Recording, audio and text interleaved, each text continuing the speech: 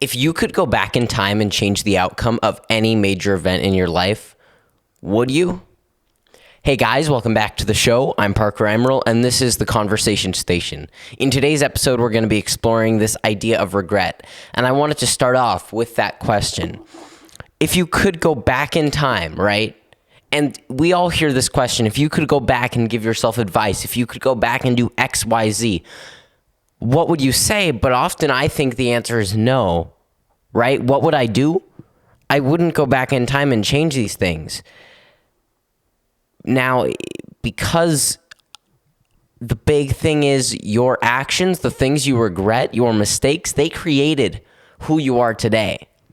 Your mistakes are who you are today, right?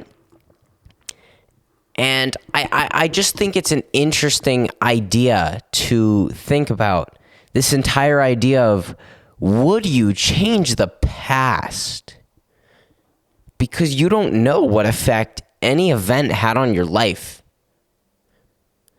And I think the people that answer yes to that question, all right, obviously you can have your fun answers, but the people that answer with a serious yes probably are living with a lot of regret. But I think it's interesting because we need to stop living with regret.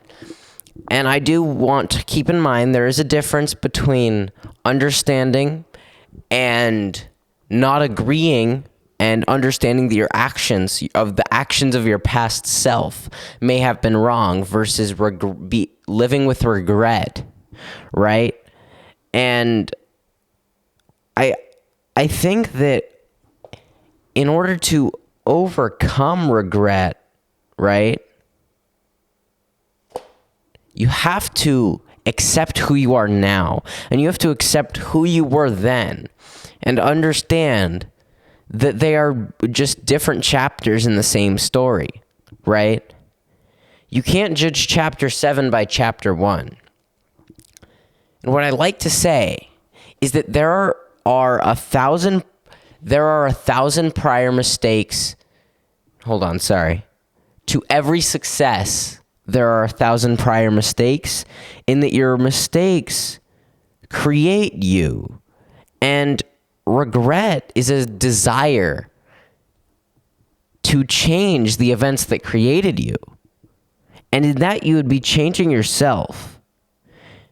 And I think the big thing that all of this comes down to, right, is that regret is past focused. Regret is this focus on the mistakes you made in the past, but it's a focus on those mistakes purely to focus on those mistakes.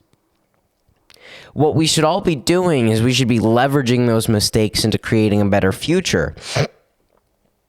Right? You can focus on them a little bit, but do it analytically. Focus on them so that you can understand what went wrong, right? Where you messed up, and then you can keep that in mind going forward. And so you need to look at the mistakes you made, understand what they are, and then you need to move on. You need to move on and understand those mistakes and use them. So if you made a mistake, right? I mean, I think what I have written right here is that you have to analyze and apply the lessons from those mistakes, from those regrets, to your life going forward. And everything you do, right? Everything you do is because you've failed before. And I like to think of this analogy of learning to walk and then learning to run, right? When we first learn to walk, we fail over and over and over again. And it takes us a while to get it right. Do we live now regretting the fact that we fell the first time we tried to walk? No, we don't. Because we understand that it created us. But I think where we really have to apply this is then when we go and learn to run, we aren't starting off falling over. We are taking those lessons we learned from failing to walk, and we are applying them to running, right? And So what my point is that the mistakes you make in your past need to be leveraged into the next big thing, right? So if you make a mistake in this area and then you are back in that area for another reason, you need to keep those mistakes in mind, but you need to not dwell on them. You should take these mistakes into account, but you shouldn't focus on the negative. Focus on the positive, that you get a second chance, that you are still able to do these things, and also keep in mind, like I said, every success is the front of 1,000 failures. Because we can really easily get lost in our lives and begin to believe that we have truly failed, right? That this mistake we made is completely fatal. And the only time when you truly fail is when you decide, when you make the choice, not when you don't learn from these mistakes. And so the easiest way to win is to learn from them, to apply these lessons to your life. And along with that, you do have to have a certain level of self-awareness, because it's really easy to fail and regret that thing, but not understand why we failed. And I certainly have things that I don't understand why I failed, but I have analyzed inwardly, and I've come to the conclusion that at this moment, I don't have that answer.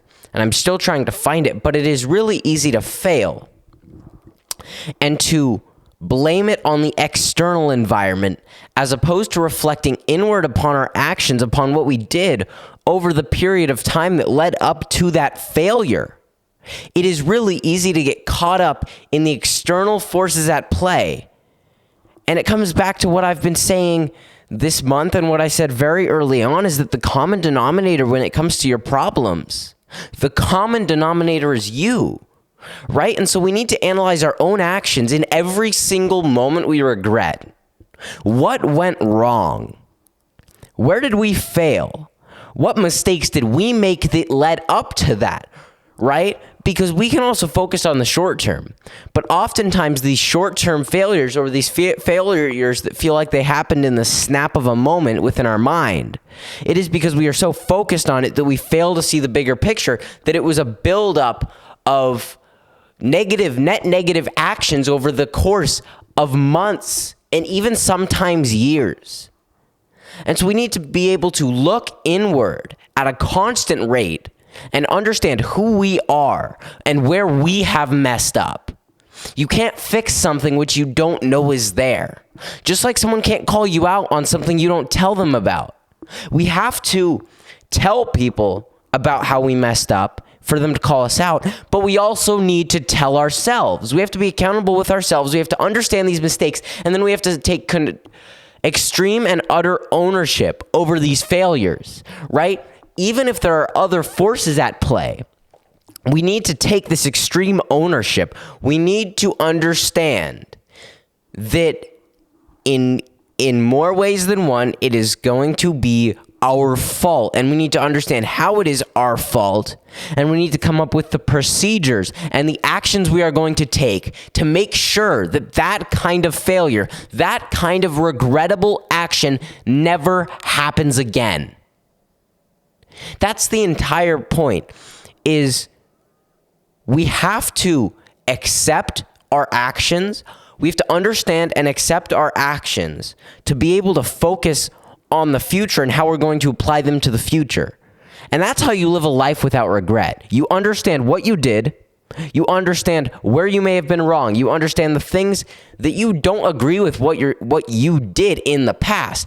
And then it's very simple. You just see, okay, X, Y, Z, I didn't like that. Okay, well, now in the future, X, Y, Z, here's how I'm going to apply it. And you focus on the application as opposed to the lesson, right? As opposed to the terrible thing that happened. You need to focus on it enough to understand everything that went wrong, and then you need to shift your mindset forward. You need to have a future-focused approach. And I think it's really easy to glorify that past. We glorify the past because we're scared of the future. We are scared of the unknown. We want to take that easy road. But if we can take a step back and we can focus on that hard road, the unknown depths that lie ahead, we can transform our lives and transform the way we approach everything. And if we can get intentional with the mistakes we made in the past, understand them, and apply the lessons from those mistakes to our futures, then that, my friends, is how we become the best version of ourselves. And if we can, along that journey, help other people to do the same, that is how we create a community and a culture of leaders and of leadership, right? This entire idea of leadership is this idea that you learn from your mistakes and you apply them to your future, but you also apply them to your team's future. To whatever group of people you are leading, you apply your mistakes and you teach them how you went wrong so that they don't do the same thing.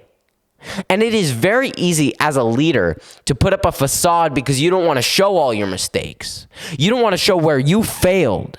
And you don't want to tell your team because you don't want to feel weak. But you have to show them your weaknesses in order for them to understand your strengths. If you lead people, but you don't show them where you're weakest, they are going to make the same mistakes you've made, and then you have failed as a leader. You have failed because you have failed to reflect upon your past actions to teach them to your team. And if you never tell your team that you have failed in the past, then you've literally failed. And there is always a way to get out of that. But it is important that we don't ever fall into that, because it is harder to fall into that than it is to just keep our minds vigilant, keep reflecting, and never get into that pattern. So I want you guys to be intentional, keep leading, and go forward and reflect. I want you guys to, after you're done listening to this episode, I want you to pull out your notebook and I want you to think about that moment. There's probably a moment that came up in your mind, whether it was in your control or outside of your control. And I want you to write down all the ways you can think of how you messed up in that situation, what you did wrong, and not necessarily in the short term, right? In the long term, in the long tail game of whatever led up to that, what mistakes, what are the little mistakes you made in the lead up to the big event? What are the things the mistakes you made that led up to the event horizon?